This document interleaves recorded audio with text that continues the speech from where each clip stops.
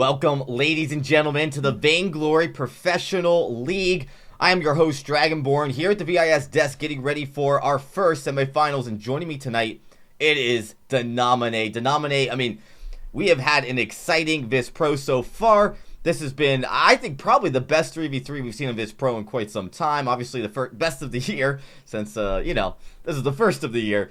But I'm going to be honest, the semifinals, this is a big one, Denominate. We were talking about before we got into the stream, the implications of this matchup. And I think we should just go right in and start talking about it before we get into the draft. Yeah, we definitely should. Obviously, we're going to have Tribe up today. You know, they are the world champions, but they are a team that sometimes... World champions. Yeah, sometimes they can struggle with some of the online portions of tournaments. So we didn't see it really much in their past games, so maybe they've overcome that hurdle that's always been there for them. But they're going up against a team that's really made a good name for themselves as well. And I think if Tribe doesn't play, I guess confidently is the way I want to put it, then there is a chance they could drop games here. Yeah, Tribe did have a shaky start week one here in this tournament. Their first series, they did drop a game to a 16th seed. But the 2 nights ago, they looked everything as close to perfect as you could possibly imagine from a world championship team. They were unbelievably, 2 minutes, both under 12-minute games, which was very, very quick. And so you have to imagine coming in here, they are feeling it. Of course, the big change was Excelsior has been subbing in for T-Tigers this whole week. So, and we actually are looking at the rosters. It does look like that will be the same here. From Mars, though, this is the team that we've been talking a lot about, a lot of hype. They're the former Team Hazard. They are a Vainglory 8-bound team, and they just, they have been able to play very impressively, and this is going to be their first true test against another Vainglory 8 team in a competitive atmosphere. Oh, since Challenge Battles. Yeah, since Challenge Battles. Since Challenge Battles. Well, and we've had quite a few changes since the Challenge Battles through the recent updates. I do believe we are still on the no Lorelei globally rule, everybody, just so you know. It does cause a issue with the spec client itself. This is true. And so we've just gone ahead and taken it out. But, with good reason, so you guys can actually spectate the game. And, I think a lot of the picks that we're going to be able to prioritize and see are going to be things like the Black Feather, the Ringo, the Varia, if it makes it through, despite her having a fairly low win rate thus far. I think that is kind of based around the compositions. If you are going to go with the Varia, she can be a destructive force, but you have to pair it into the right matchup. Yeah, I absolutely agree. Varia's been kind of a hit or miss. And of course, if there's one player who can come in here and probably school everybody on how to play some Vario, that would be Dienzio, and he is actually our player to watch for this matchup. Bias. From Tribe, and he has been absolutely on fire. He played, again, near perfect games in both of the games they played this week, and looking to come into the semifinals red hot against a team who, again, looking to also build some confidence against top tier teams as well. And while this isn't their first matchup against Vainglory 8 team from Mars, are going to be playing up against arguably, the best of the best right now, and this is going to be a big test for them. Yeah, it definitely will be. I'm excited to see as they move forward here. Obviously, a team that came out of nowhere in the Challenge Series and really upset a lot of teams, playing literally all the hardest opponents possible their whole way through, as far as the seeding goes, at least. Right. And from there, we're going to have to see, yes, they were able to take down some of those lower VG8 teams. This is Tribe Gaming. They literally just won the World's tournament. Can they compete with this level of OP-ness? We'll have to see as we get into game number 1, and it is going to be Grace, the first band coming from Tribe. Tribe, they've been a little bit interesting on A side. Their bands have not been conventional. They have drafted a little bit different than everybody else for 2.11, and while week 1 it was a little shaky, week 2 they looked very solid, and you have to imagine that they're starting to figure out how they like to play 2.11. As Turdwalker back screen, he's been very scary on this, Captain. If you take it last week or last series game where they played Churdwalker, the first game I believe, they played it very proficiently. Yeah, absolutely. And Max actually plays a lot of positions. You know, when he's out there in his solo queue or group queues, and he doesn't necessarily have to be that designated captain. He does play all roles pretty much at the top effect. So when you line it up with a Churnwalker, a huge playmaking hero that needs that accuracy on those skill shots with the hook and chain, it goes very, very well with Max Green's playstyle, and it helps allow him to set those plays up for his teammates. In this case, obviously going to be Dienzio and Zelciar, but Blackfeather is a pick that we saw with a pretty substantial win rate through the rest of this tournament. Yeah, he's been a real priority pick, and he's actually been a huge pick on B-side first, right? We rarely will see teams want to put out a power pick so early, but when they do, it's been, either the Varia or the Blackfeather. And actually, at this point, with Varia being banned almost every single game, Blackfeather has been probably the most popular first power pick out of all the teams. I mean, it's just, if you're going to pick a carry, he tends to be the first one picked. That's because that's strong flexibility that he brings to the table. Yeah, it goes either way. Yeah, absolutely. And, as this draft progresses, the Vox is banned. And, of the ranged carries, Vox is typically the one that we see that deals with a Blackfeather the best. His kiting ability, the slow that he gets on his resonance, although it's minor, keeping one step away can keep you safe from that damage. And in Vox's ability to build up things like the breaking point and the bone saw, make it very difficult for a Blackfeather who's trying to dive that backline and is constantly subjugating himself to all of that relentless damage Vox can output.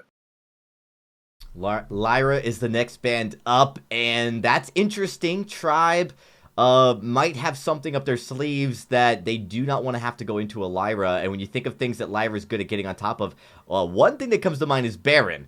And while I'm not saying they're going to pick Baron in this case, we did see Dienzio play a Baron pick, and when you start taking off other weapon carries, you might want to start thinking about it. But with the Rona pick, I think Baron becomes less appealing. Yeah, and that Blackfeather very likely going to be shuffled down into the jungle as a Crystal Blackfeather. So that is a deadly force as well. He comes online very, very strongly in the mid game, so long as you don't get snowballed. That level 8 spike with the overdrive on the on points, by then you're finishing up a Shatterglass, or some players do go the Dragon's Eye route. Not a huge fan of the Dragon's Eye, but a Sky is the answer. And we saw Sky yesterday and her ability to kite away from the Rona. Maybe not as easy to kite away from the Blackfeather, though. Yeah, we'll have to see. I think it's a little bit more risky when you have the Blackfeather, but the Sky has been a very, very good pick into Rona. It's been really the only thing that's been effective at dealing with this Rona. Rona has just been unbelievable this update.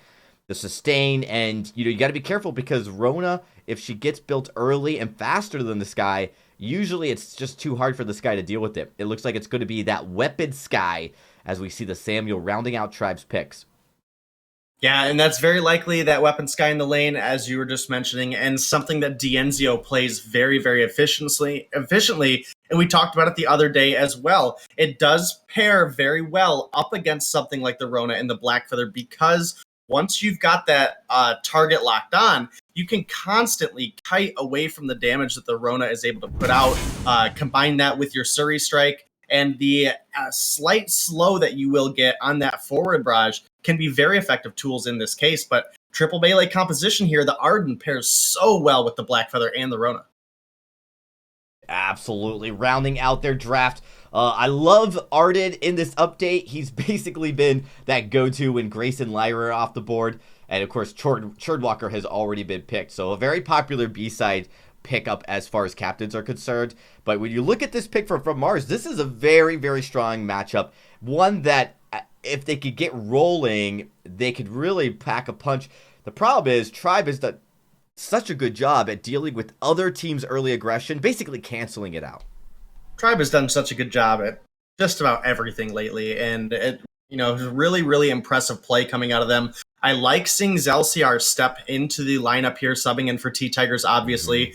Very, very flexible player. and he brings a little bit of a different strategy to the team. Obviously, we know T-Tigers to be on those very aggressive early game junglers, whereas Zelciar is quite the opposite. He plays for the late game. For example, we have the Samuel here, someone who does scale okay through the mid game, but in the later portion, once the Dragon's Eye, the Broken Myth, and the Eve of Harvest are complete, Samuel, we've already seen, can devastate teams, even being the only one alive.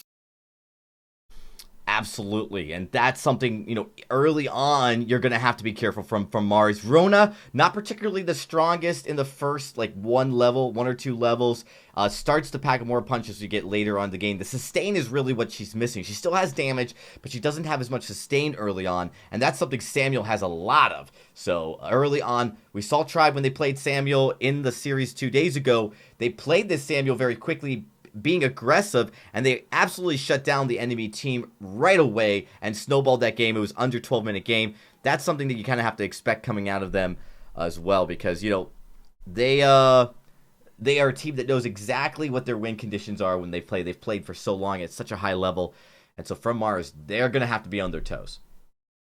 Yeah, definitely, but it should be a fun and exciting one as we get ready to get in here. I really like the draft on both sides. It is hard to say who wins. I think there's a clear win condition on each. Obviously, for Tribe, they're looking to kite around.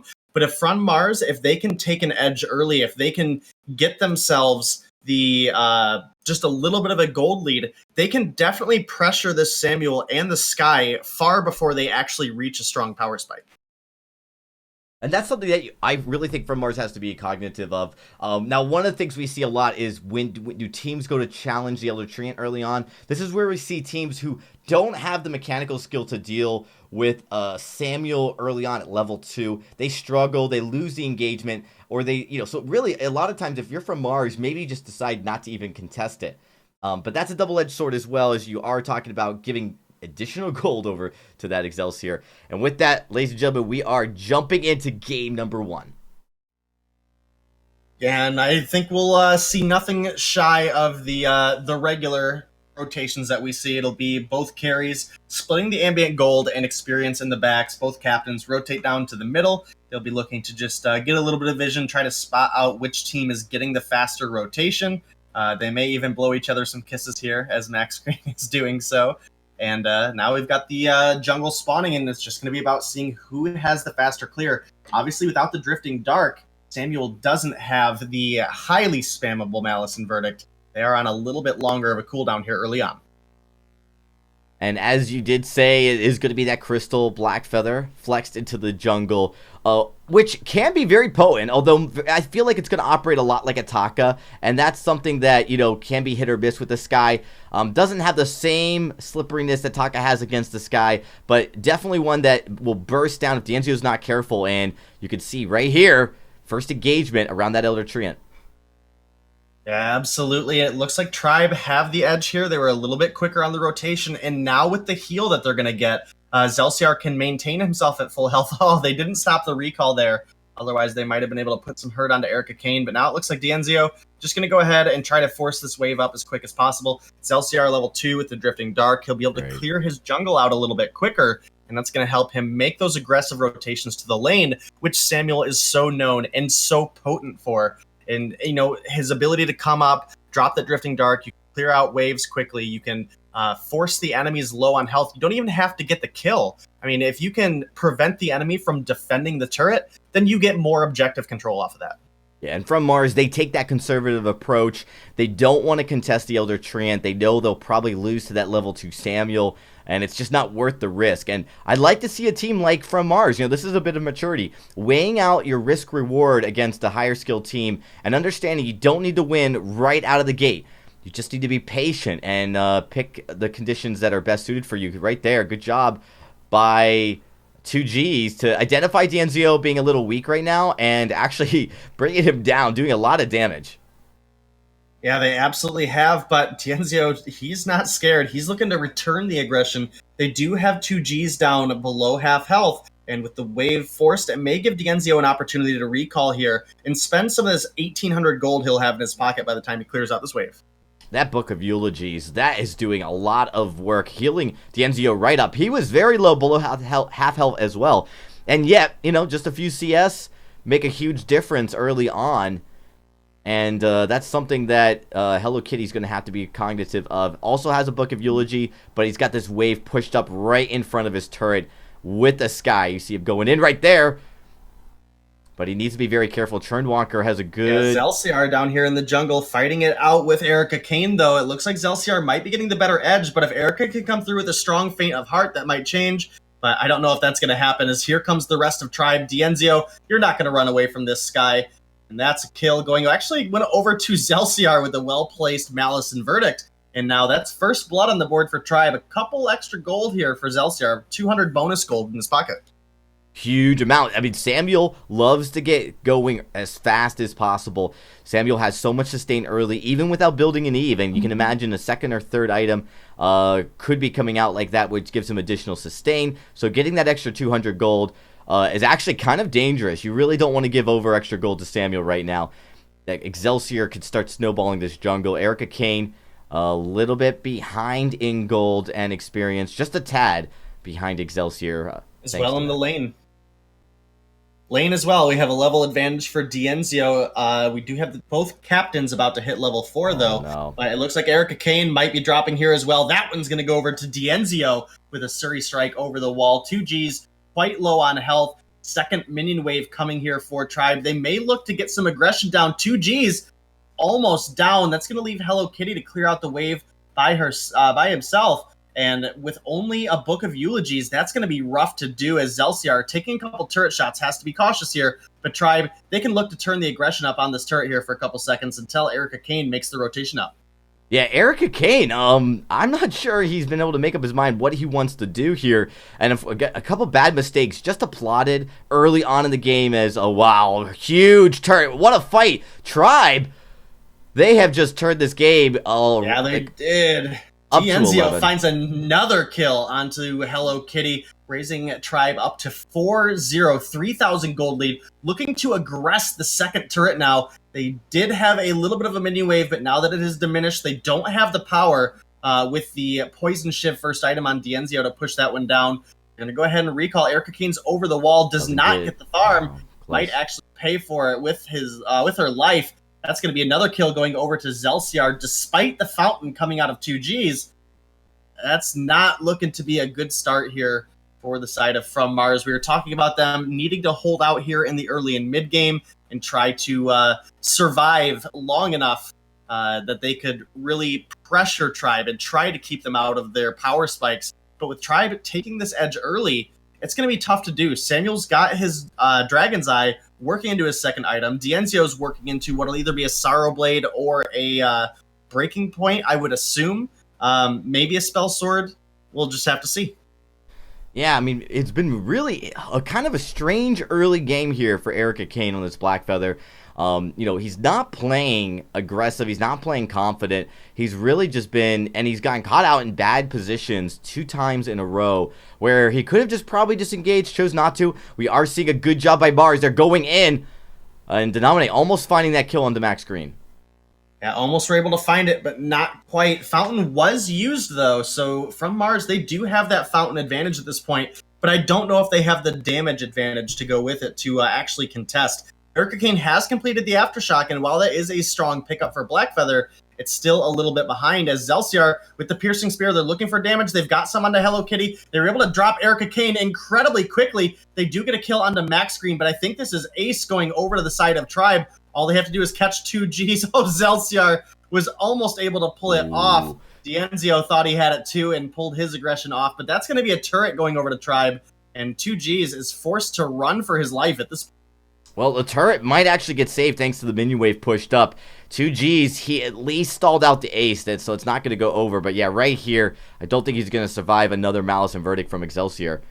It is going to be a kill. But they save their second tier turret and looking for more damage. This is something that's happening in this game is Erica Kane, when he gets caught out, he has nowhere to go. And I don't know if there's a little bit of connection issue going on, but he just seems all out of place every time he runs up into either D'Enzio or into Excelsior.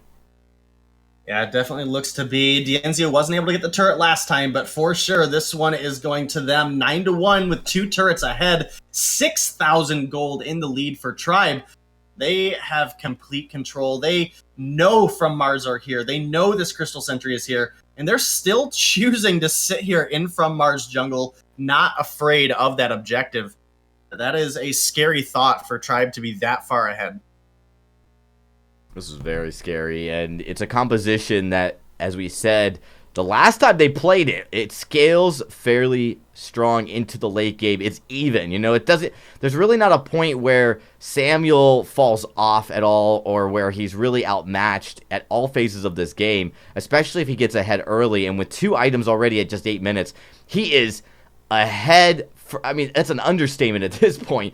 It's really going to be difficult. Erica Kane only having that aftershock as they look to go in for this fight. Yeah, they're looking for it. They found some good damage on his Zelciar, but can they find it? Oblivion is blocked. Hello Kitty is finding some damage, but is also finding Malice and Verdicts right to the face and has to be cautious of this Crystal Sentry. Looks like they're going to pick up Max Green. Can Dienzio and Zelciar do anything about it? Looks like Dienzio is going to be able to take down the Black Feather. Can he take down Hello Kitty as well? Surrey Strike around. That's 2 kills for Dienzio. And now with nowhere to run, 2 Gs, he might be looking for a world of hurt here as Dienzio, scaling up this breaking point, healing up with the Poison Shiv, is able to find the ace and is probably going to just look to take some enemy jungle. They don't really need the gold mine. Ace Wave is going to distract Erica Kane from being able to rotate down to the jungle, and this is a smart play coming out of Tribe. They really dodged a bullet there. That fight was looking great for From Mars, and that would have been a huge ace if they had closed it out. Instead, I think what happened was Rona got a little bit distracted, jumping at the Samuel, and goes below that Treant there, the Crystal Sentry. And unfortunately, once he was in that position, couldn't get up to Dienzio in time to help put damage on it. Dienzio started getting a huge damage from the stack. So here's another opportunity for From Mars as they look to go in, catching Dienzio out. Yeah, well, Erica Kane might have been the one caught out there. Dienzio is now slowed. The stun does come through onto Hello Kitty. Dienzio is going to pick up a kill onto Erica Kane. Can he find the one onto Hello Kitty? Hello Kitty is going to pick it up before they escape, but it's Zelciar coming through, full health, full energy, finds the kill onto Hello Kitty, is now looking for 2 Gs. Crystal Sentry is here, but it's not really doing a whole lot to help at this point. Gauntlet is coming up in just a second for 2 Gs. Can he make it out? Here comes the Gauntlet, gonna stun up Zelciar, but a good Torment from Max Green pulls him right back into range for the Corrupt Genius, and then Zelciar finds another kill for himself. 15-4 for the side of Tribe. And they're going to get a Crystal Sentry to boot. This is, oh man, this is really a stomp coming out of here with Tribe. But what I would say is, as bleak as this looks, we're seeing little glimmers of hope. Right? From Mars, they'll find a Dienzio a little bit far forward. They'll find, a Max Green, and they'll punish him. They just haven't been able to do enough damage yet. They're a little bit behind. So at this point, I think they got to slow down the game to dominate. They've, really kind of struggled. The other thing that's been happening is Tribe has not let off the gas. We'll go to talk about what just happened in the team fight, and Tribe will already be initiating the next team fight. And this continuous pressure that Tribe keeps exerting, as long as they don't let off the gas, they will probably run away with this game. From Mars needs a lot more time before they can start looking to win some of these fights. Yeah, absolutely. But with the way things are going, Tribe, as long as they keep the aggression up, as long as they keep finding fight after fight, it's going to make it more difficult for From Mars to actually make any sort of comeback. And shy of From Mars finding just a beautiful opportunity to catch out probably Zelciar, just because he doesn't have any way to actually get out of the fight like Dienzio does with the Surrey Strike, with the zoning potential of a Death from Above. They might be able to pick themselves up a bounty. They might be able to bring themselves back into this game, but they have to execute perfectly, and they have to pick the right fight for them. It's going to be From Mars. Just going to be able to stay in the lane, continuing to try to push the lane up away from their final lane turret. Tribe, this is probably the longest we've seen Tribe go without initiating a team fight, as it's been basically nonstop the first 12 minutes of the game. But now a little bit more passive take as they look to just rotate through. Excelsior could be going to and rotating through his backs, as they finally have allowed From Mars to push the lane up far enough to the midpoint. So This is something that From Mars can just try to take advantage of, is a slower pace of this game. Because it really has not been slow. It's been all action coming out of Tribe. Yeah, it absolutely has been. And, again, they're at the point. Kraken's not on the board, but in the next couple minutes, she will be. And if Tribe were able to win a fight, they could probably close out the game. However, if Tribe does lose a fight at the 15-minute mark, it's going to give a huge burst of gold over to From Mars. Rona, if she's the one that survives, can easily solo out the Kraken. And that could be a devastating counter started up by the side of From Mars. Yeah, it's been a slow rotation from Tribe. They, again, cleared out their backs, now pushing the lane back up again. And, oftentimes these little these lulls in the action, they may look like they're just taking their time. But again, there was a lot of shopping. There was a lot of gold that Tribe was leaving on the table that they didn't want to forgo for too long. And with this Crystal Sentry take, they're going to have this jungle all to themselves. And it's on Mars to be very careful with how they initiate. They're going to basically lock down one of the carries and go. That's what exactly they're going to try to do. Yeah, it looks like they're trying. The gauntlet is down. Zelciar has taken quite a bit of damage, but it looks like he's going to be able to kite back. Dienzio is in here as well. And just like that, the damage ramping up out of this breaking point build that Dienzio has going is going to be able to find the kill, saving Zelciar's life. They find the ace. Kraken's still not on the board, but looks like Tribe might start up this gold mine while Dienzio goes and forces down this choke point turret. And that fight was looking really good for the side of From Mars. And Dienzio, as those stacks built up, was able to turn things around incredibly quickly, thanks to the breaking point, and the Sorrow Blade. Well, From Mars did make a massive error here, and so one of the challenges was Rona goes in, and you have the gauntlet used, but unfortunately, nobody got stunned. None of the carries got stunned up in the gauntlet.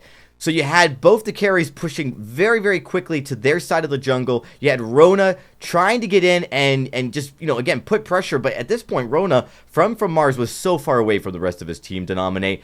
And the rest of his team wasn't able to back up. They really need to completely collapse on one of the carries. And I think the only way they do that is by landing a stun with the gauntlet. And when you see the gauntlet completely miss both Skye and Samuel, I think that's an indicator that you might want to just not engage that fight. You've burned the gauntlet. Just wait another 40, 50 seconds for your next opportunity, because you need everything to land to win a fight against Tribe. Yeah, you absolutely do. And now Tribe, they know they can win a fight. They know they can force it if the Kraken is contested. The flare is out. From Mars know this is going on, and Tribe, they may look to start building up their stacks here. Zelciar does get jumped on. Boot's going to help him get out. Beautiful trespass coming on a max screen is going to land. Hello Kitty is inside of that death from above. If Hello Kitty drops, that is it. Tribe, they should be able to win this one. They should actually be able to just end the game off of that one. If Zelciar is able to get this kill onto Erica Kane, it is pretty much for sure at that point. 2Gs, he's getting chased down by Dienzio and Max Green. That's going to be an ace going over to Tribe. With only 2 turrets between them and a victory, they should just look to start up this Kraken, since Hello Kitty's going to be up here in 10 seconds. And from there, they can go ahead and push for the win. I think From Mars, they are just getting jittery at this point. You saw that right as they started to engage that fight, you had Hello Kitty already at below half health. And you need to start the fight with the element of surprise. You can't already be taking so much damage. You saw, it looked like it was a trespass, knocking Arden out of his gauntlet before it landed. So that didn't even land or help, control Tribe's positioning, and it really just went downhill. That was a poorly executed fight from Mars, and I think at this point they are just kind of hoping to just push really fast and maybe get a kill. They're really not looking to be patient, and the game really, a couple fights ago, the game was far from being over, but now with this Kraken pushing, with Tribe in the position that they're in, it looks like they could end it right here. Yeah, they definitely could, as long as they don't absolutely fall on their face in this next fight. All they really have to do is just distract From Mars while this Kraken marches down onto these turrets. Dienzio will likely look to start building up some breaking point stacks here. And the gauntlet is down. 2Gs does not trap Zelciar in, thanks to a good block. And there we go. Dienzio, he's starting to build up those breaking point stacks. 1 turret is down. The Kraken is quite hurt. But with the damage stacking up here from the side of Tribe, Mars are forced back to their base. A stun from Max Green is going to buy more time. That next turret is down. And Tribe, they pretty much just win this game at this point.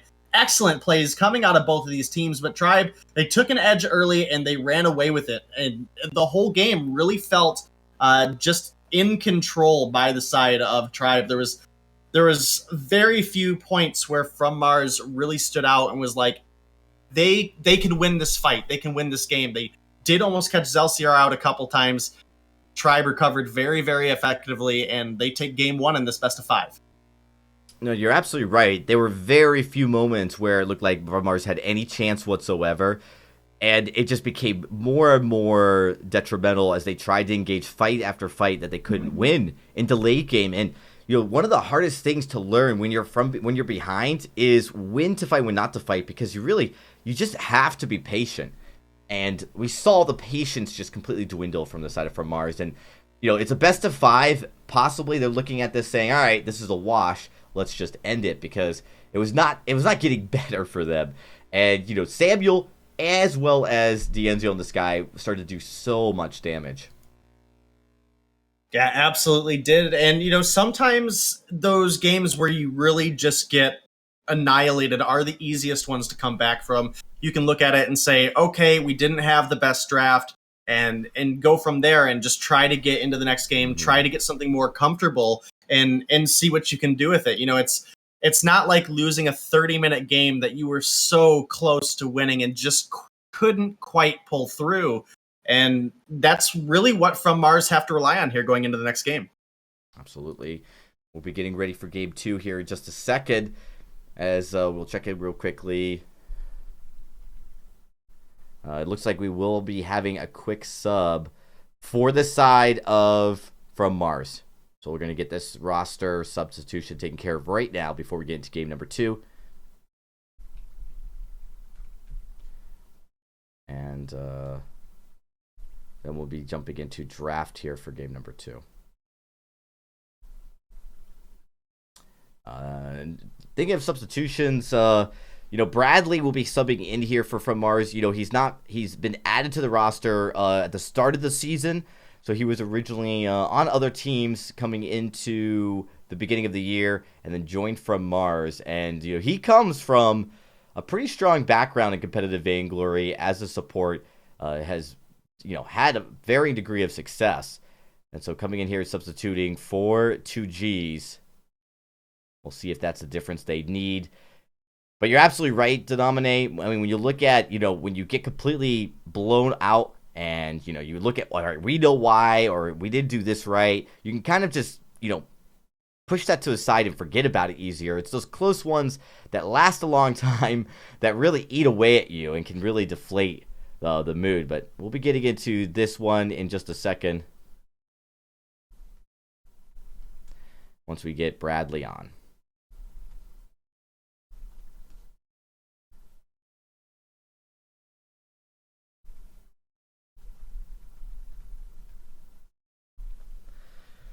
And game number 2, this is important for From Mars, because when we talk about best of 5s, going into game number 3 against a team like Tribe, down 2 games, you're almost certainly going to have a hard time seeing the light at the end of the tunnel.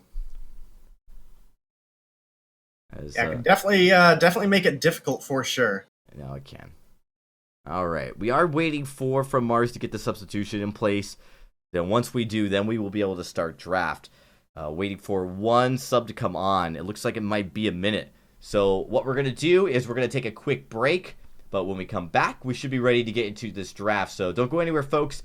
Well, after this, we'll be here for game number 2 between Tribe Gaming and From Mars.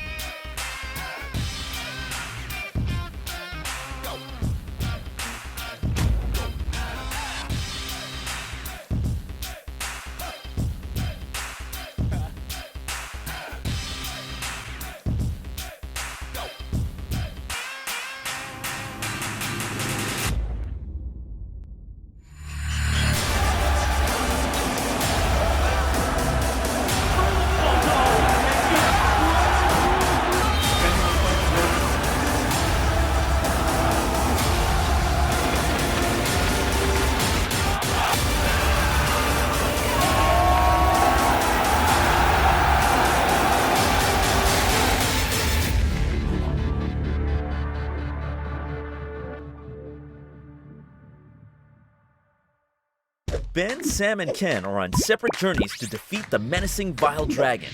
But let's just say luck isn't on their side. If only there was a way for them to find each other and band together. Well, that's why there's Band. It's a mobile app that allows people to come together using common interests. With Band, you can find fellow gamers, chat, schedule gaming sessions, and conduct polls. Stage epic battles with friends while sharing videos and photos along the way. So try Band today. Band. Be together.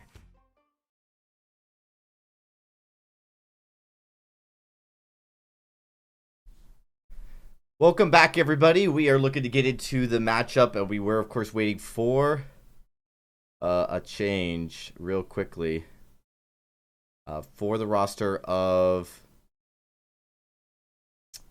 the roster from Mars, and we're still waiting for the final take, final update here.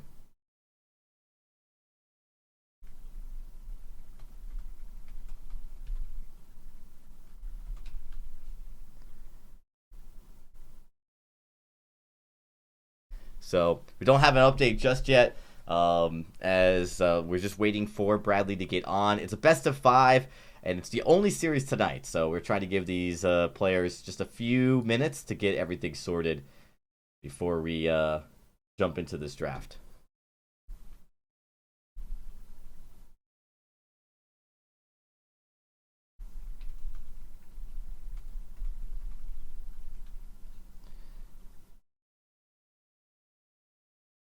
All right, here we go. Okay, looks like we're finally ready to go, Denominate. So, shouldn't be too much longer. Here we go. The draft begins. From Mars, moving on over to A side, the A side of town, as Tribe Gaming up 1 game in this best of 5 series.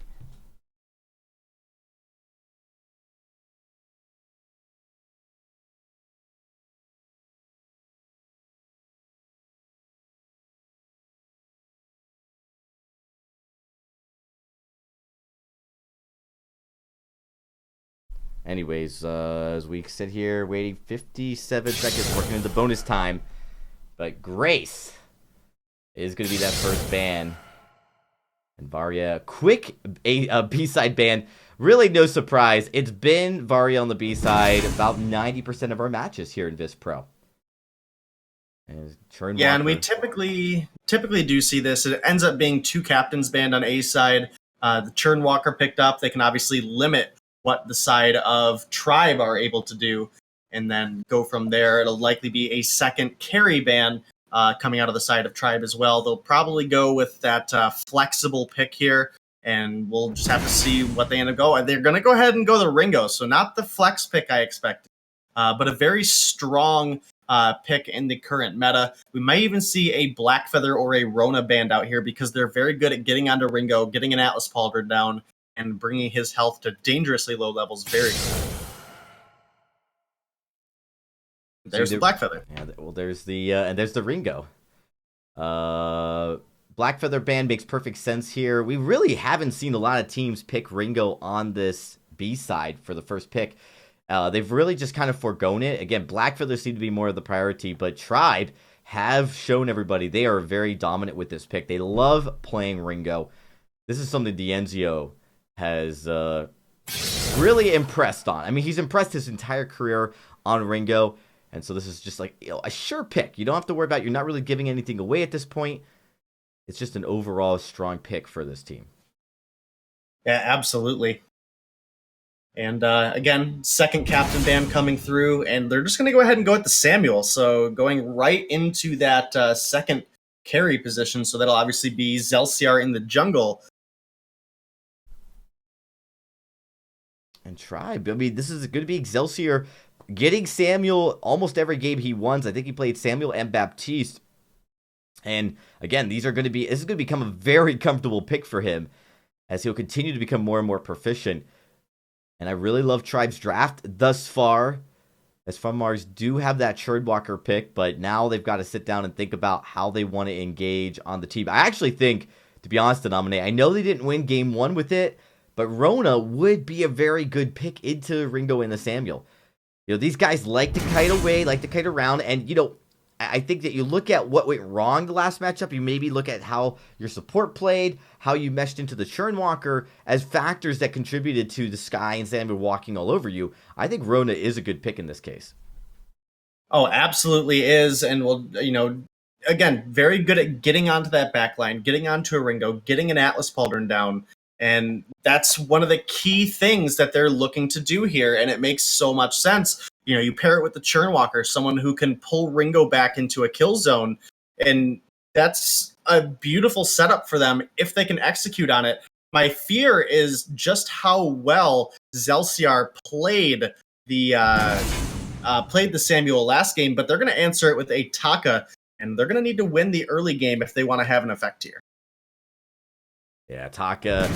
This is interesting. I think the reason they want the Taka here, though, is they want to deal with Samuel as far as when he starts to back off or when Ringo. But I actually really like the Taka because what we've seen with Taka and the Rona is your instinct is to go after the Taka. He jumps on you. He comes in with a ton of damage, but it's really Rona. Rona's got so much sustain that if you don't take out Rona early on in that fight, she's going to scale. She's going to build back up her health if she's got a Serpent's Mask, which I suspect you're going to build almost every single time. So, you're going to start building breaking point stacks. Next thing you know, doesn't matter if you've deleted Taka or not. He usually finds a way to get out of there, and you are faced with a very scary Rona. So I do like From Mars's draft much better in this game.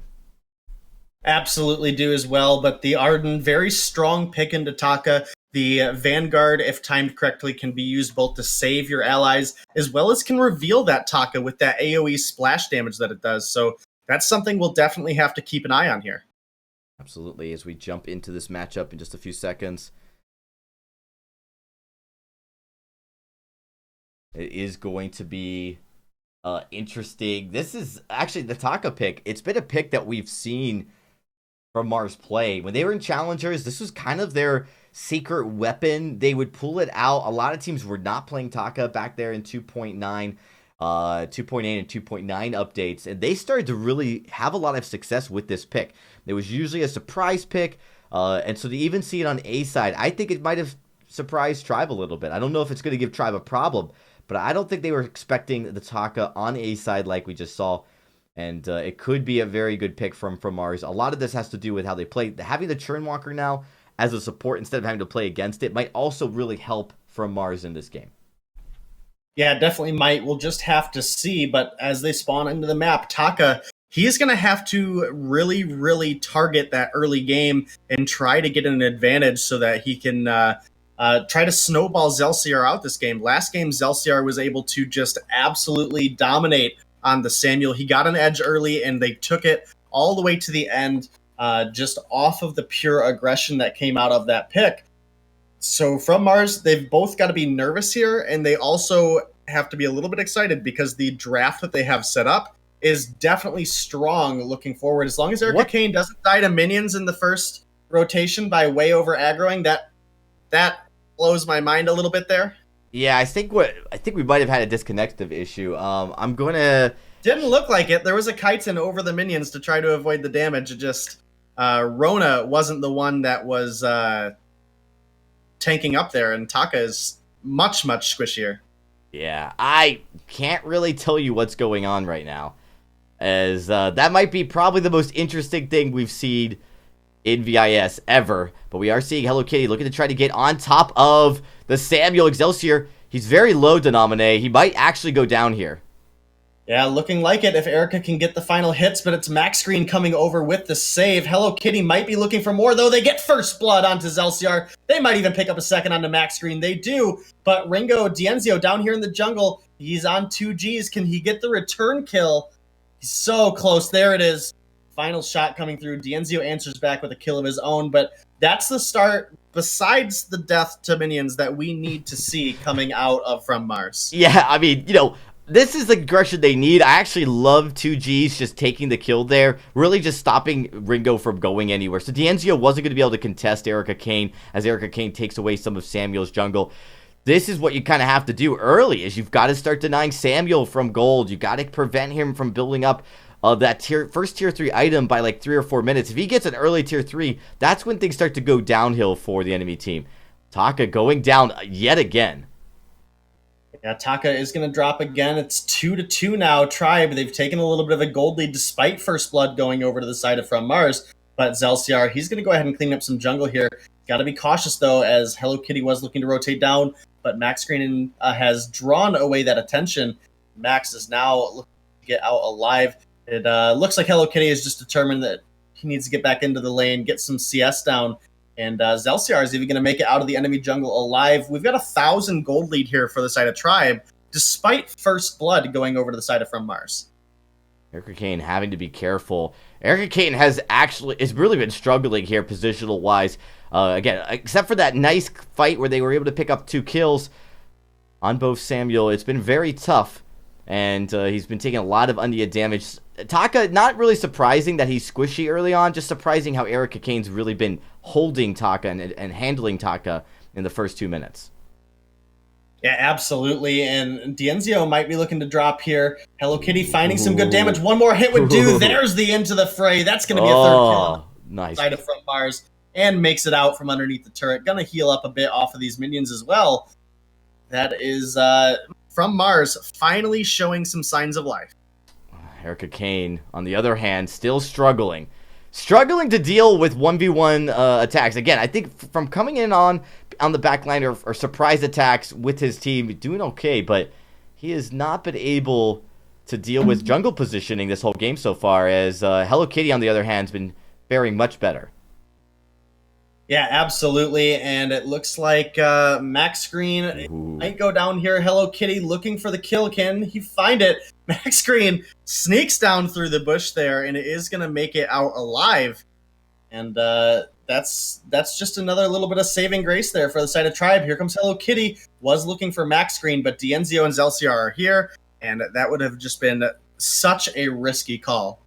It really does not look like From Mars are on the same page here. You saw Erica Kane rotating up to the lane while Hello Kitty's bringing the whole team down to the jungle and almost getting a kill. You know, a lot of this could be probably coordinated a little bit better. Taka just kind of going through the motions, really not playing with that sense of urgency and aggression that you want to play as a Taka. Constantly, looking for a kill at every single moment, looking for a team fight. And with that rotation, a poor rotation from Mars is going to open up this turret to a lot of damage. Might even go down here. Yeah, definitely might. Max Green's going to make it out alive. First turret goes over to the side of Tribe, extending their gold lead now, about 2,000. And Ringo getting ahead right now. He has the spell sword, looking to get into a Tyrant's Monocle at this point. Is going a very, very burst-heavy build. It's going to come down to Erica Kane trying to deliver that Atlas Pauldron onto Dienzio so that the combined efforts of the team can bring him down. I'd expect to see a Shiver Steel at some point come out of Hello Kitty as well.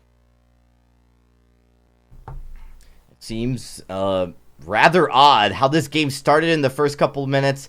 I'd say how it started in the first couple of seconds. Again, very strange game coming out of From Mars here. A lot of things feel like they could win fights. Even at this point, at 5 minutes, with a turret down, you look at the potential for them to, isolate one of the members of Tribe, their mobility. It's all very strong, but for whatever reason, just, again, not coordinated, rotating in a way where they're not able to take advantage of mistakes that Tribe might make here early on. Yeah, definitely not. And Tribe, they have had a little bit slower of a start this game, but I think they are definitely still poised to keep an edge here if they can get Dienzio, the hyper carry here, online on his build. He's going to have to use the boots there to get away from Hello Kitty, but Zelciar has been looking for a lot of damage himself. I mean, even that X-Retsu coming there out of Erica Kane was not really doing a whole lot. Hellfire Brew does come through, but not really going to have a huge effect. 2Gs, he is alive. Oh, but he's taken some hits from Dienzio at this point. There's the X-Retsu onto Dienzio, but he quickly turns the aggression around, finds a kill onto the Taka. He is going to pay for it with his life, but Zelciar, he's quite healthy, has quite a bit of energy as well. Might be looking to turn around and get a kill onto Hello Kitty, but into the fray is going to help Hello Kitty get out of the fray. And Zelciar now, because of the health advantage he has, Hello Kitty is forced back. May look to force some aggression here on this turret. If it really wasn't for Rona, this would be almost a game over. We see again Erica Kane going in and taking so much damage. This Taka just has not been able to find any momentum. No, absolutely not. But Zelciar, he's going to make it out alive. And they didn't get the turret, but they got a pretty sizable chunk taken out of about a third of that turret's health. Zelciar now looking to maybe steal away this tree amp, but has to be careful. An X-Retsu coming through could be devastating to him. Find some damage onto Hello Kitty. Is it going to be enough? Not quite, and he actually has not overstepped himself either. Erica Kane, little low on health and energy, does not have the overdrive on the Chitin yet, so he can't spam out that ability without the energy. And it's Tribe. They're going to look to rotate now. There's not a lot of gold for them to spend, but we might see Dienzio pick an infusion up here pretty soon because he has that monocle complete, has some additional crit, and that infusion would give him additional weapon power and attack speed. Yeah, it seems like the window that we would have expected from Mars to try to exploit is starting to close. Again, a lot of awkwardness to how they've engaged these fights, somewhat haphazardly, really, just moving in here. Hello Kitty, he's been the only consistency in this game so far. Again, able to get kills, able to do damage, not overextending as much. Taka not able to really coordinate his engage with Hello Kitty. I feel like if they could bring those two together, if Hello Kitty and Taka could somehow figure out how to synergize at this point in the game, you would kind of expect it already. But again, they've really just felt out of sync so far. Yeah, they absolutely have. And this is actually a much closer game than game one, so I'm excited to see how these fights break out.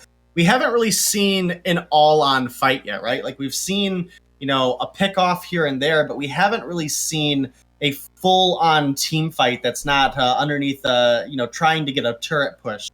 So I definitely think from Mars, they're well within their ability still, or they could win this game. But again, Hello Kitty needs to get a Shiver Steel online so that they can stick onto Dienzio, rack up the damage, rack up some breaking point stacks, and try to get the kill from there. Because if Dienzio keeps being able to just boots out of combat, then it's going to be very difficult for the side of From Mars to focus their aggression onto him.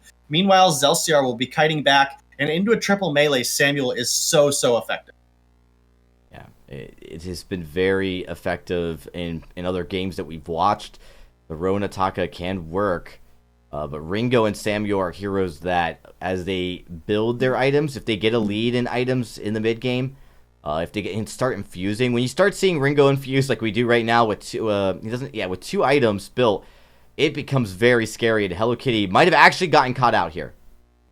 Yeah, might have. We'll have to see. Here comes Churnwalker. The fountain is available. Will it be enough to save him, though? The reflex block was used. I think 2G has lost his life as well. Hello Kitty on the run, not going to make it out alive. The sacrifice from 2Gs was in vain. And 10 minutes in, no Kraken, but definitely going to be a second turret now for the side of Tribe. And now this time, Hello Kitty is starting to make me scratch my head. Going in all by himself on a 3v3. I don't understand why he needed to. He just really needed to wait for his team to be able to engage. We have not seen Erica Kane and Hello Kitty engage together this entire game. They've really just, except for the first 2 minutes where they got those 2 kills, it's really just been like each of them solo balling these fights, and it's not sustainable for them. They need to be able to play together here. As you're going to see, this is another dangerous push here from Mars to nominate, where they've got Tribe on the run, but Tribe could quickly turn this around. Oh, they absolutely could, and we'll just have to see if they're able to. Looks like 2G's quite low on health here. Hello Kitty is looking for a kill onto Max Green, though. Zelciar quite low on energy as well, but I think they get the kill on Hello Kitty. They are going to get that one. They're going to get the kill onto 2G's as well, and that's Tribe taking a 9-4 advantage at this point. It's definitely not looking good for From Mars. The lead or the potential to win fights that it looked like they had at some point in this game, that's all but disappeared. They have not been able to piece together anything, like any kind of fight that seems remotely coherent. Like you look at these things and they seem scrambled. They seem a mess, going in one at a time, not trying to gank the members of Tribe. I'm not really sure what's going on, but it is a little awkward to watch just how it plays out.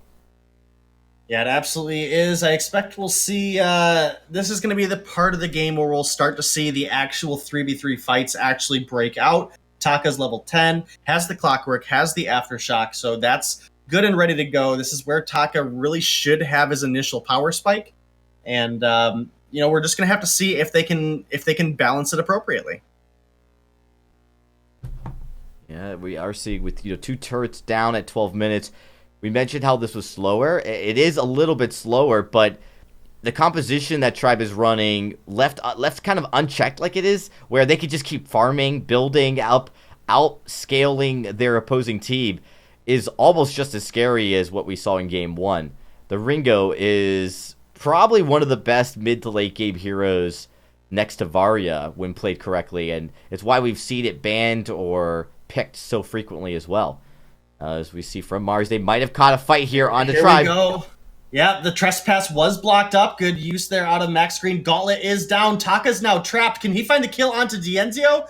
It does not look like that's going to be the case. Boosting out of combat again, but Hello Kitty might be able to find it. In fact, Dienzio turns around right into the hands of Erica Kane, and Mars might have just found the fight that they needed. They're going to get Zelciar down now as well. They might be able to find a first turret for themselves, and they've got some bounties back in their favor now. A 7,000 gold advantage is now sitting down at only about 4,500.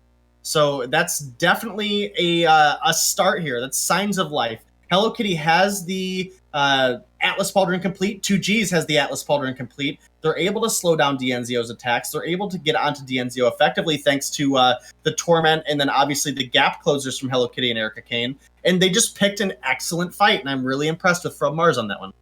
Absolutely. It was like a different team. They actually went from playing like a solo queue team to playing like a team that had intention and purpose. They came together and they approached Tribe. They attacked Tribe as a team, as a unit. And, when they do that, I think they can win these fights. I think they could win this game. I thought from the very beginning of this match, when they started to play and, when they caught, Ringo out, I was like, man, they could do the damage needed to take out Dienzio or Excelsior very quickly in these team fights. Problem is they weren't playing together at all, and now we saw, again, a great example of what it looks like when they do play together. We'll see if that continues. Yeah, we'll have to see. 2Gs, he's forced to use his flask on himself here in that fight, and that's going to force them out. And Tribe, they don't want to lose out on this next one. They're definitely going to look for all the aggression that they need. And it might just be what they need, because if they lose another fight, that's a huge opportunity. With Hello Kitty now having the Shiver Steel, they're at a keen point in the game where From Mars have a true opportunity to continue to win these fights and take a game here off of Tribe. As we do approach the 15-minute mark now here, Kraken on the board. These fights are going to matter even more than before. This could be one good fight going in favor of From Mars here, could result in a Kraken push that actually pushes the objectives in their favor. In the lane objectives, specifically turrets, they could, start to even up this gold gap that's about 5,000. All of this could happen. They got to just play together. And you definitely want to make a move soon. Taka has a decent power spike right now. He's got 3 items. Could probably use a little bit more defense, but if they can work together as a team, if they get on top of Dienzio quickly, they should be able to win this fight. Yeah, they should be able to, and with Kraken on the board, either team losing a fight at this point would be absolutely devastating. And, again, now that the Shiver Steel is complete on Hello Kitty, thanks to the new build path, that's some extra attack speed as well as the slow. And so that's going to actually allow Hello Kitty to build up that breaking point all the more quicker. Atlas Pauldron does make it down onto Dienzio, but a beautifully timed Atlas Pauldron from Max Green. Going to go ahead and block up the aggression. Another one, double stun onto the carries. Tribe, they've turned things around. Can this Taka make it out alive? Found the next Retsu onto Dienzio. It's not looking to be enough. And with this Treant, Dienzio should be quite healthy enough that they can start up this Kraken. They don't have to worry about 2Gs. In fact, 2Gs has actually recalled since he was so low on health. And Tribe, they're going to be able to take this Kraken in no time at all. Max Green, that was an incredible double gauntlet use there. We saw him stunning up the side of From Mars on the first one, and then following it up with another 2-man stun on both carries. That just sucked the air out of From Mars' game, and now it's Tribe. They are looking to end this game here, and they have a good shot at clearing out these last remaining turrets with this Kraken push. Yeah, definitely looking to do so. The burst coming out of this Ringo build, he has the Spell Sword and the double Monocle as well as a level 12 infusion. They can easily push down turrets if they can pick another fight like they just did where Max Green is able to get beautiful stuns onto the melee aggression that's coming out of the side of From Mars, specifically the Rona and the Taka. He got 2 double stuns onto the carries last team fight with that Echo Gauntlet. Excellent plays out of him. May have been able to save the game. First turret in the lane to come down from this Kraken is just about done, but Kraken is down below half health. And now we have to watch out. Mars need to be careful. Some good crowd control early on from Tribe has pushed them back all the way into their sanctuary. It has. This Kraken is marching, but it's very low on health as well. Turret explosion, almost enough to take it down, and I think this crit build coming out of DNZO, this should be Tribe with their second victory here over From Mars. A much closer game this time around, though. From Mars, they pulled out the stops. They really pushed Tribe to their edge several times throughout this game, but in the end, Tribe found a great fight. Max Green, the playmaker, has honestly saved the game for Tribe. It didn't have to be a game with Tribe winning this early. There were a lot of factors to this when you watch that really kind of baffling, Denominate, with how From Mars approached the early game. It's really not what you would expect from a Taka Rona combination. Again, soloing the enemy team. There's no reason why Rona has to solo. There's no reason why Taka would have to solo. And when you kind of step back, I think this is something From Mars, again, not playing in sync. And hopefully, when we come into game number 3, they figured it out and put this together and maybe come back and finally take a game off of Tribe. Yeah, and right now, Tribe, they sit 1 victory away from cleaning this series out as a 3-0 win. But From Mars, they're not out of it yet. Again, they took Tribe to the edge in that last game, won several fights that looked good for Tribe early on, and From Mars, fully capable of taking games. I personally don't believe in the reverse sweep, but I do believe they could take games off Tribe. Yeah, I think they have the opportunity. I really would have suspected that was their game. That draft really is some of their comfort picks. They've played that draft before, and I'm really kind of sad that if you're not going to take a game, you're not going to take it kind of in your own wheelhouse on A side. Even giving up Ringo, I know that's risky, but you're going to give up Blackfeather, Ringo, or Varia to Tribe. I think they're smart enough to know to pick one of those power picks on B side, and I honestly think giving Ringo might have been just the more acceptable approach. You know how to deal with Ringo. You know how to potentially contain him more than you would maybe a Varia, maybe even a Blackfeather.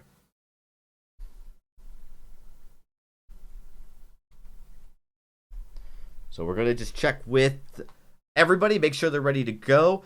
As we take a quick breather here, we're going to take a quick break, but when we come back, we'll be getting into our third game. It could be the last one. Tribe looking to make it to the finals and punch their ticket. We'll find out after this.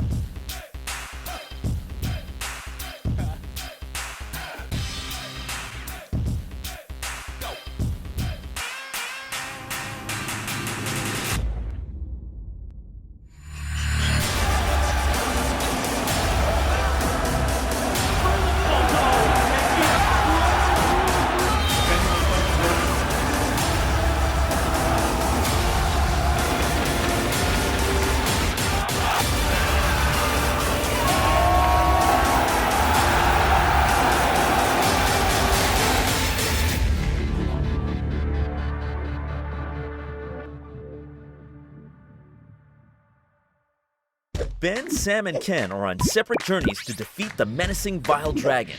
But let's just say luck isn't on their side. If only there was a way for them to find each other and band together. Well, that's why there's Band. It's a mobile app that allows people to come together using common interests. With Band, you can find fellow gamers, chat, schedule gaming sessions, and conduct polls. Stage epic battles with friends while sharing videos and photos along the way. So try Band today. Band. Be together. Welcome back, everybody, as we look to get ready for our third game of this series. It's Tribe going up against From Mars, and it's been a Tribe night thus far. From Mars dropping 2 games here early on, and as we kind of get ready for our third match, the Domine, what can From Mars do? We've seen them, utilize 2 different strategies in both games.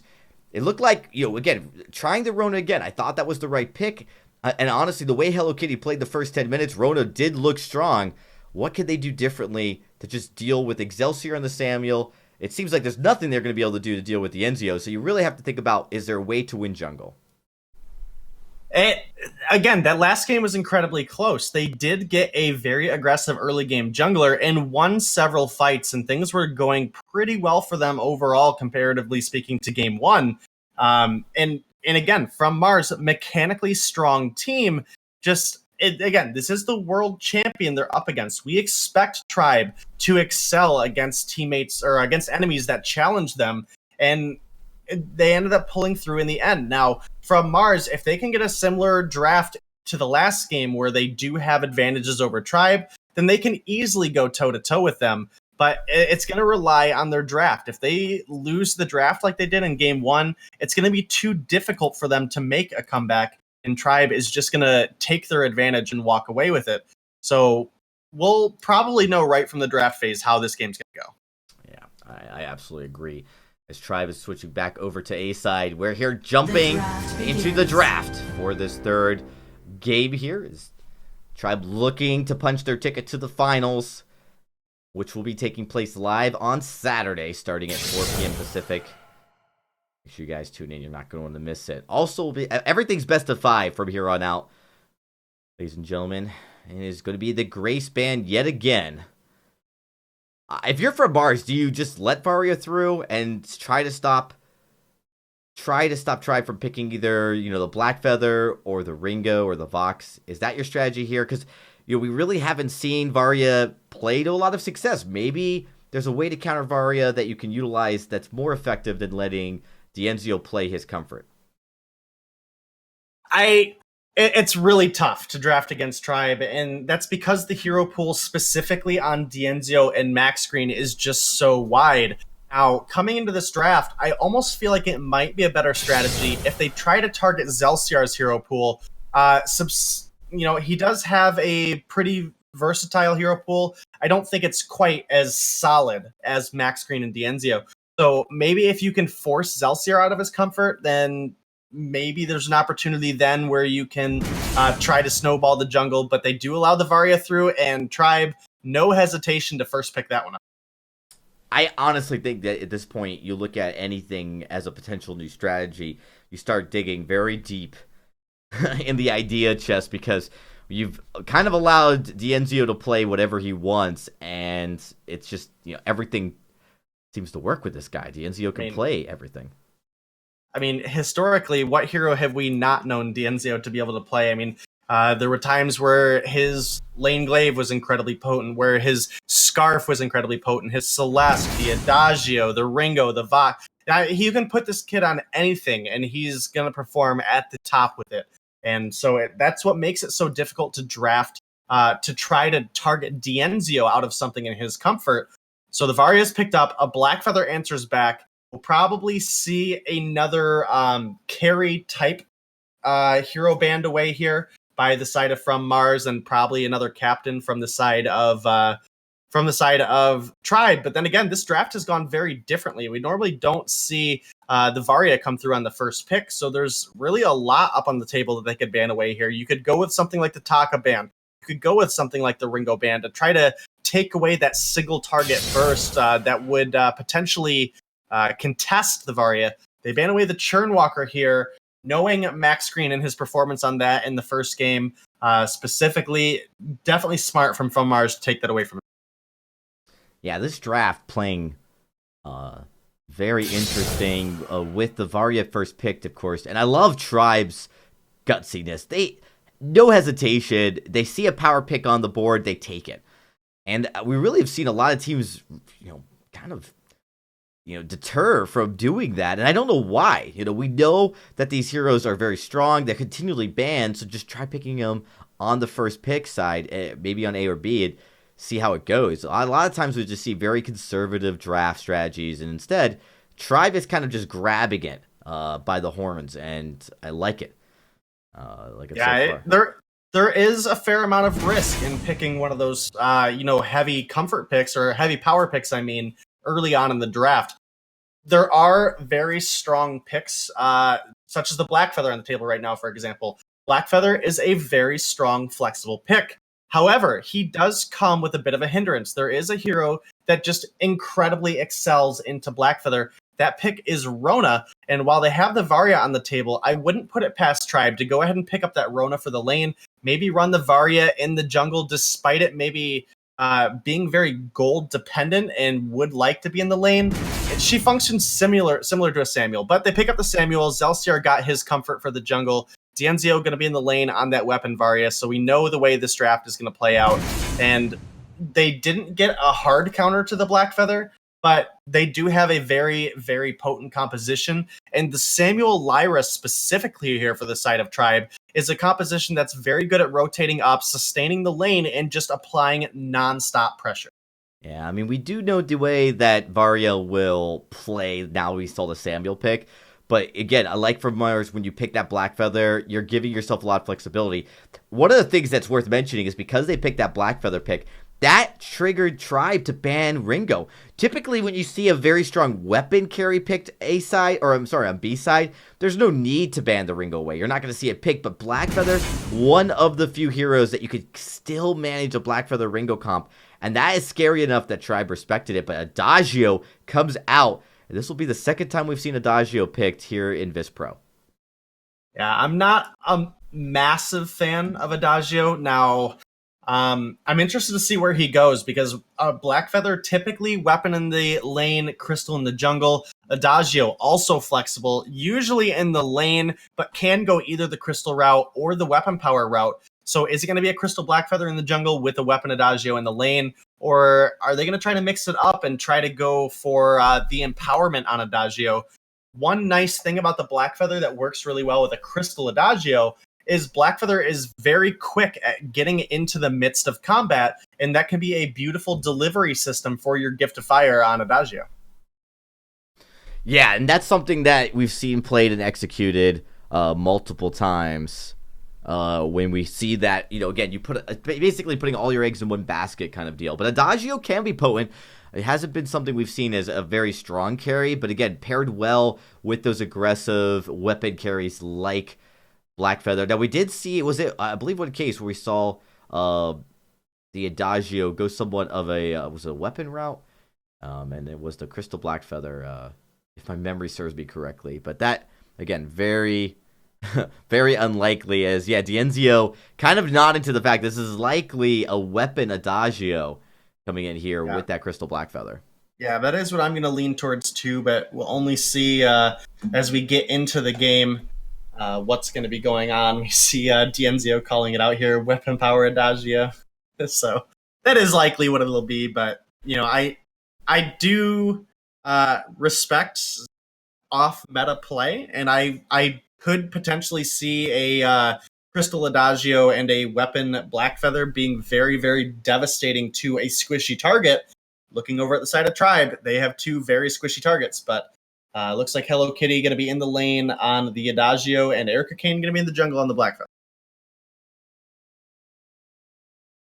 Absolutely. As we look to jump into this match here, just a few seconds. Everyone's in. We're ready to go. Just have to wait to load onto the fold. Now, while I really love what From Mars is pulling out here, at this point, based on just how well Excelsior's played on Samuel and the fact that he's had Samuel every single game, I really don't expect that to change. I think last matchup was the first time we started to see some weakness, where we did see him get caught out a few times, but it really was not enough to change the overall outcome. And I think Dienzio and Varya, this is a sight that I have been waiting to see. Yeah, absolutely. I think if anybody is going to really impress us on Varya, it's going to be Dienzio. Again, such a high skill cap hero. but a also high skill cap player as well. So we know he performs particularly well on the weapon ranged laners like a Ringo, like a Vox, like the Adagio when he played the Adagio. So Varia, very much in the similar realm as far as how she's played, and also has that potential for that strong gap closer or ability to clear walls, as well as could be used as a escape mechanism as well. Absolutely. Weapon Varia. It's crazy. We're going from a discussion of is Weapon Varia possible to is there any other way? As a fight is breaking out here early on. Love these 1-minute fights to dominate. Celsior taking a bit of damage, but Erica Kane and 2G's taking quite a bit as well. Drifting Dark is down by Zelsiar. Can they find some damage? A couple Malice and Verdicts are hitting, but maybe not enough. Ooh, wow. One more hit will bring Dienzio down, and Imperial Sigil going to help keep him alive. But Boots coming out of Hello Kitty might help get the kill. It's a 1-for-1 trade, but it's Zelsiar picking up the first blood. Might be finding himself another kill too. Nope, it's going to be 1 kill to Erica Kane, 1 kill to Max Green. Now, blow for blow, kill for kill. Not going to be able to find that one. Kill for kill. This is an exciting way to start a matchup, and well, ironically, is the best start from Mars has had. The best 2 minutes of all 3 games has been just now here from Mars, and again, resulting in an even trade. But you can't do worse than the first minute of game number 2. Again, I love the aggression. This is something that we didn't see in game number 2. Was that both teams coming in here, 2G almost tried to steal away that trade. He's gonna pay the price. It looks like Zelsiar's got that. But again, I like this. I like this aggression from Mars. And again, it's a more coordinated this game where you see both Hello Kitty and Erica Kane going in together. Yeah, absolutely. It was an intense start, but Tribe, they've taken a 3-2 lead. Gold fairly even, despite, though. And Dienzio and Max Green, again, Lyra's so good at helping apply lane pressure, the ability to sustain your hero, as well as that actually pretty sizable amount of damage that a Lyra can put out in this early stage of the game, thanks to the Principal Arcanum, is very, very useful for Max Green. And every time we see him get this hero, he does so well at doing exactly that. Coming into the lane, supporting Dienzio, and then when Zelsiar gets the chance to rotate up, he usually has that strong rotation with Samuel. Missed. At his time, that strong rotation was in the jungle, picking up a kill on Erica Kane, and he's going to look for some jungle farm as well, but here comes Hello Kitty. Zelsiar, you might be in a rough spot now. Yeah, I mean, he just wants to farm. He's going to actually pick it up. I think he got all the CS. Oh, no. Oh, Zelsiar finds a kill onto Hello Kitty. Drifting Dark and Corrupt Genius. Just a little too much for them to hold. And then 2Gs. A little bit of salt in the wounds there. Had to watch Zelsiar recall as Blood for Blood was on cooldown for another 5 seconds. Great play out of Zelsiar there. Absolutely phenomenal play. Erica Kane missed an on point. I don't think it would have saved him, but he was matching up against Zelsiar. And unfortunately, didn't land the on point. It was wasn't quite point blank, but it was pretty close. A little embarrassing.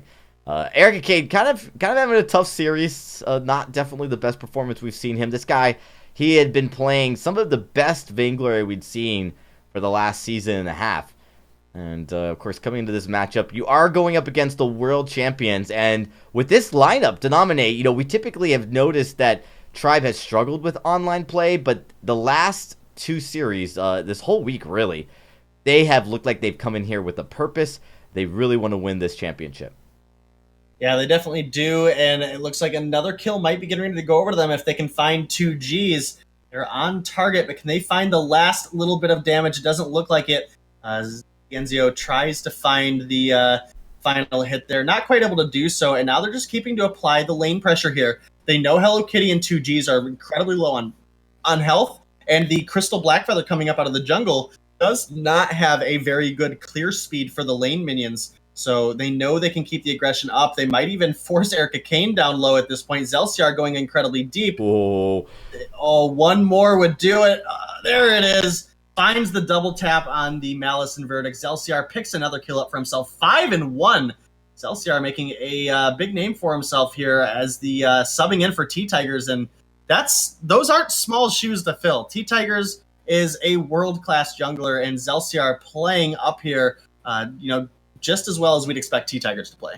Well, another turret gone within the first 7 minutes. This is kind of a bit of a trend coming out of Tribe as they continue to find early aggression win. They continue to find early aggression kills and always seem to find a way to capitalize that right into objectives on the turret side.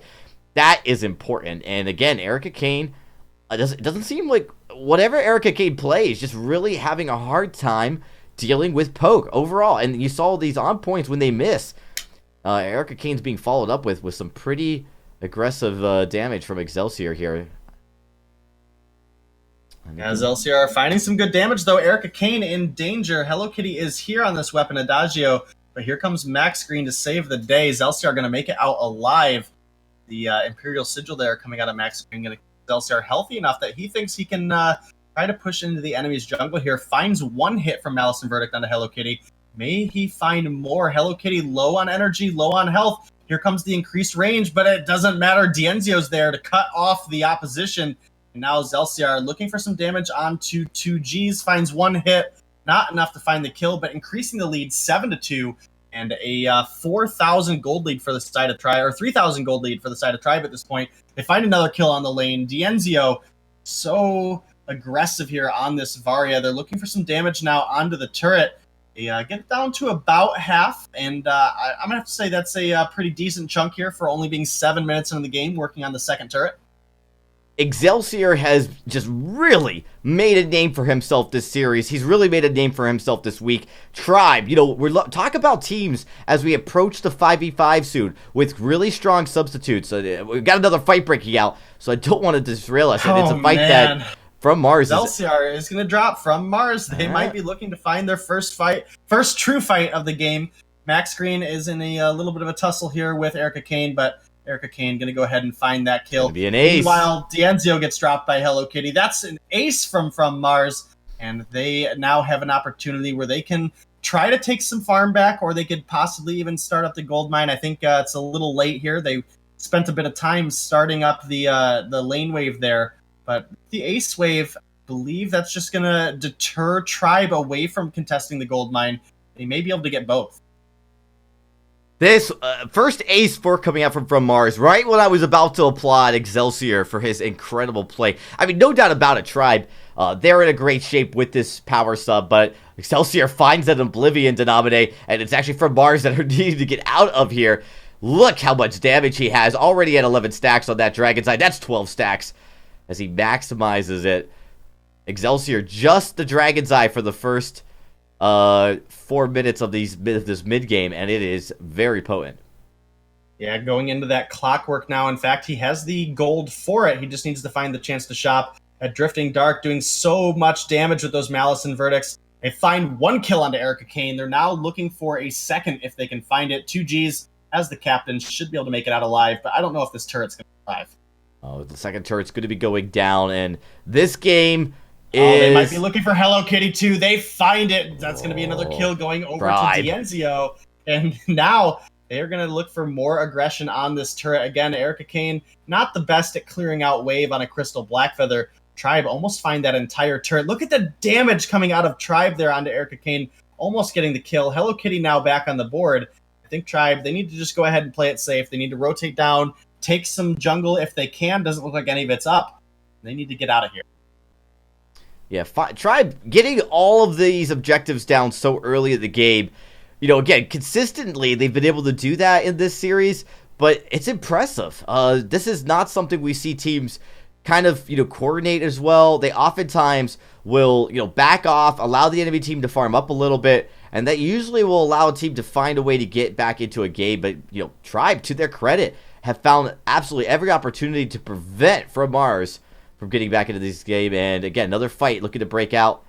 Yeah, Gauntlet going to come down and stun up Max. Dienzio using the arc recursion there to get out of harm's way. Going to find some damage here. They might find Hello Kitty. That's another kill going over. 2Gs is the only one alive. Can they find the kill, though? Looks like he'll be safe underneath the turret there, but I don't know if that turret's going to stand too much longer. The next fight might just be Tribe looking for that turret kill there. The wave is pushed a little too far away for them to actually take it down.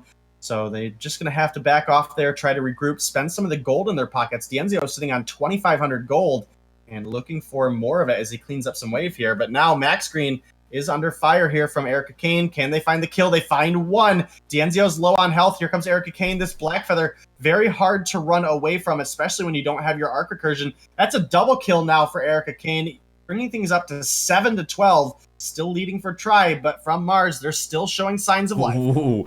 Though the assassination coming out of Erica Kane right there, brutal. Yeah, finding the ace. And that's where Crystal Blackfeather is so good, right? 1v1 matchups. The problem is Tribe not normally going to let you have that 1v1. They're going to be coordinated. They're going to be together. Really just overstay by Dienzio there, backscreen Dienzio, and not respecting this Blackfeather at this point in the game. And while it has been all Tribe for the most part, this could be the mistake that Mars needed to capitalize on to start winning this game. I'll have to see. Yeah, that indeed we will. Looks like a bit of damage here breaking out, though. Max Green might drop to Erica Kane again. Zelciar was looking for some damage. Oblivion is going to miss. In fact, Zelciar might find the damage for a kill. There was a trade down there, though. Dienzio and Zelciar are now dead. Hello Kitty did drop as well, but Max Green will not be able to take out Erica Kane and 2Gs. That's another ace now for From Mars, and they're going to take away Tribe's jungler as well, just for some added-on punishment. Yeah, this has been a messy game for both Tribe and from Mars. Right out of the gate, actually, we saw with the first minute, we saw 4 kills going 2 apiece to either side. Tribe, again, early strong game, but now it's really been this Blackfeather. Erica Kane finally picking up momentum here. 8-6-1. You can see those 6 deaths. The pain that came out of the early part of this game, but finally starting to find kills. And that's kind of a big deal here for Erica Kane. He needs synergy. When he plays his best game, boy, is he good. Absolutely. And, it's From Mars. They're finding opportunity. They have power spikes, and they're trying to use them to their advantage. Zelciar, though, has completed now 3 offensive items. Got the Eve of Harvest, the Dragon's Eye, and the Clockwork. And, going to start to work into defense. It's not going to be as easy to take him down moving forward. Now Max Green takes a bit of hurt, as it is From Mars going in. They're aggressive. Erica Kane's low. Erica Kane drops to Domine. That's not good.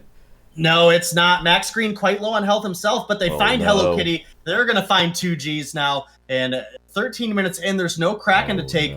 But with an ace wave here, Dienzio and the team can start to force that up. That turret is already hindered. So even with the low respawn times, they should be able to find the damage for another objective. In fact, what one might say the most important one to take.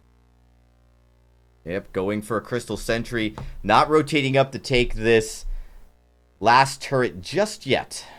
I thought they could have gone for it. There was still going to be some time on Hello Kitty and 2Gs. It would have only been Erica Kane.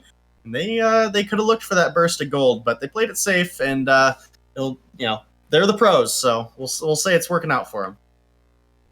Again, I don't think they're looking to overstay this time. And again, keep in mind that they did give From Mars that last fight prior to the most recent one, where it was a bit of an overstay. Maybe pushing the enemy side too far. Maybe we'll have to see how things go as we get further on into this game, though. It's been very even and back and forth for these two teams. Could potentially be the last game of the night if Tribe are able to close it out, and it could be the start of a rally for the side of From Mars if they can pull this one off. Again, both teams pretty good compositions here. Dienzio working into his 4th offensive item, though, here on the Varia. I expect it to be another tornado trigger. Looking for just all the critical hits and all the bonus crit damage. There it is right there as he's returned to shop. And this Varia build is at the pretty much scariest point that it's going to get. Yeah, the Adagio having to build that Poison Shiv to deal with the Lyra, to deal with those mortal wounds, or to apply mortal runes. There is an engaged Varia coming in. Max Green not going to stop From Mars getting that gold miner. I'm not quite able to, but Kraken is now on the board. We're 15 minutes in. The next team to win a fight has a huge opportunity ahead of them. Erica Kane is in. Gauntlet is going to stun up Dienzio. Zelciar is taking a lot of damage on the back lane. Erica Kane going in deep, but may have turned the attention onto Dienzio. They find 1 kill. Doesn't look like they're going to be able to find Zelciar, but they should easily be able to find a kill on the Max Green here. And from Mars, they might just look to start up the Kraken here. This is absolutely wild. It goes back and forth, and this is what Tribe, being cautious. They don't want to give up a fight to From Mars, and they've done it 2 times in a row. And this time, this is a big time with turrets even. This Kraken push from Mars could really just be that final stroke, that final victory that they've been looking for all night. It's been a really messy series for them. They have been all over the place emotionally. And now they just need to string together a couple good fights, one good push maybe, to slowly look at closing this game out. Yeah, definitely. And they may be looking to lower that win rate that Varia has. Already low win rate. Might be dropping a little bit lower here. And this weapon power Adagio just racking out the damage. But key thing is Erica Kane has really been able to put the pressure onto Dienzio. There's no shield built yet on this Varia, and those on points are hitting for upwards of 500 and 600 damage each one of those hits, and it's on a fairly low cooldown as well. Erica Kane now in, trying to find some damage, does get snared up and drops very early on. A little too far ahead of the team there, and that might just be an easy Kraken now for the side of Tribe to take. They might be looking for the fight, though. A Gauntlet's going to stun up 2. They're looking to find some damage onto Hello Kitty. Dienzio, though, taking quite a bit of damage as well. Hello Kitty turns around, boots is on in, gives up the life for it. But what they've done, they have given up the ace, but they've bought some time for that Kraken to start pushing into the Vein Crystal turrets. And Tribe do have an ace wave here that's going to start to push back toward From Mars, but still pretty low on the death timers. Erica Kane's back up, Hello Kitty, and 2Gs will be up in about 15 seconds each as well. And Tribe, they're still in this one. Interesting decision by From Mars. You could tell their Denominate that they made the call to just keep Tribe occupied. They were going to actually give up the ace. You could tell there was no point where Adagio or Arden were looking to actually completely disengage from Tribe. Again, they would like move a little bit further and then stop to attack to try to keep baiting them on, to egg Tribe on for those final 2 kills. Almost to say, look, we just want that Kraken to push all the way in. We really don't mind giving up the ace. And it's a curious choice. At some point, you usually look to see either the support or one of the carries will disengage completely. And I think they thought maybe they would get 1 extra turret out of that Kraken. Unfortunately, they did not. But they do have the objective lead, and they have closed this gold gap that Tribe has had to about 1,500, which at this point in the game is very small. And we're going to start really seeing both teams approach their final build in the next 2 or 3 minutes. Yeah, absolutely. And it was great plays coming out of Tribe. Max Green with a beautiful Bright Bulwark was able to stop the aggression out of Erica Kane. They were able to save that turret, but not by much. It is only living on about a sliver. So if From Mars are able to find one more fight, if they can find a clean ace, then they should have the damage to just go ahead and push on into the base and end this one. So it's going to rely all on Tribe finding the fight they need here. Zelciar has gone into a 4th item as well. They have all the damage they need, but they don't have a whole lot of defense. And that's what's allowed Hello Kitty and Erica Kane to just easily obliterate the health bars when they're allowed to get onto the targets they so desire. Dienzio has finished himself a Aegis, as well as Zelciar is working into one of his own, but they don't have any defense for Hello Kitty, who is just easily building up breaking point stacks here on this Adagio, and obviously that poison shift coming out as well, cutting down some of the healing that this Lyra can do to help her team. Yeah, and From Mars here being a little cautious, trying to get some poke. Hello Kitty, surprisingly able to get a lot of sustain out of this Adagio with this poison shiv. Not the same level of damage early on, so it's a little bit risky. They want the fights to go long. At this point, you really want to. You can outlast, even though you've got a breaking point on Dienzio. He is far squishier, much less sustained, and just like that, we're going in. Erica Kane looking to find damage. He gets out of it this time. Denominate. Yeah, Gauntlet is down though. Max Green has used the Crucible to get out. Can they find Erica Kane? Second Gauntlet is down. That might be the end of Tribe here, unless if they can drop Hello Kitty. They do find 1 kill. Can they find the kill?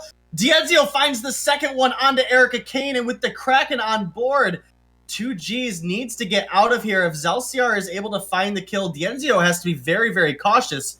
But if they can pick up the ace here, they can definitely duo the Kraken. Dienzio, oh, so close. Arc Recursion out. That's the ace there for Tribe. Their ace wave will start pushing down that choke point turret. 25 seconds on Erica Kane, 20 seconds on Hello Kitty, 40 seconds on 2Gs. They're going to have this Kraken, and now it's going to be Tribe looking to force down the enemy's base. Can they end it with one push? Because if they do get aced, if From Mars find this final fight, they can base race this Kraken through the remaining turrets, and they can push us to a game 4. This game is so wild. You see Tribe, I mean, again, they look like the better team until they don't, until they give a careless mistake over to From Mars to capitalize on. And Excelsior, he's going to have to get out of here. Doesn't want to get caught because we know how that will end. As, it's just back and forth. 2Gs finally back from his death. And a Kraken pushing down the lane for Tribe. And this just looks all too familiar on either end. We saw From Mars do this just a few minutes ago. And again, being very aggressive. We'll see if Tribe applies a different strategy here. Typically looking to try to maybe get an ace. They do have that first turret down already. So this Kraken will be pushing all the way onto these crystal turrets right out of the gate. And you see From Mars, Denominated, looking to try to bring that Kraken down as fast as they can before he gets the turret. Yeah, looking to do so, but can they do it? This fight is breaking out. 2Gs has taken a lot of damage. Dienzio might be looking for the kill. Can he find it? He's got some breaking point stacks built up. They might be able to turn this around. Dienzio is so low, but it appears he's gotten out. Just kidding. That's going to be a kill going over to Adagio. But it's Zelciar finding 2 kills in return. Now it's only Hello Kitty trying to deal with what is left of Tribe. The Drifting Dark is down. Zelciar has popped a block for himself. That's an ace. Oh my goodness. Tribe, they've done it. They've pulled things together in this game 3, and they're going to close it out in a clean sweep over From Mars. The most clean sweep, though, especially when you look at how crazy this game was. This back and forth, only 22 minutes, and you can see Tribe clearly the lead in kills. 10 kills over the side of From Mars, but I mean, there was a moment there. We could have gone either way. From Mars, almost winning that last team fight. If they had aced Tribe, you have to imagine they would be base racing immediately. Oh, you have to believe it. And well played by both of these teams. In the end, I'm not entirely surprised that it was Tribe coming out on top again. This is the world champion team, and they will be advancing here in VISPRO, looking for their wins. Not tomorrow, but Saturday? Yep, Saturday will be the finals for VISPRO, the championship.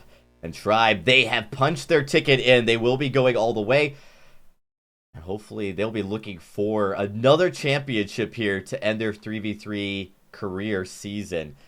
That being said, tomorrow we have another matchup, so make sure you guys don't forget to tune in on Friday. It is going to be Vision Gaming going up against Nova Esports. I think that one has the distance of going to a 5-game. Those two teams are exceptionally good. And with Vision storming into the Vainglory 8 like they did right off of challenge battles, and Nova, having a strong second half of their season, we are looking at 2 very good teams. I would argue probably the top 6 teams in Vainglory, respectively. So make sure you guys tune in tomorrow. We'll be live again at 6 p.m. Thanks everybody for tuning in. But that does conclude our broadcast for tonight. And again, make sure you guys tune in Saturday to watch Tribe at 4 p.m. go up against whoever's going to win tomorrow's series. Until then, everybody, good night.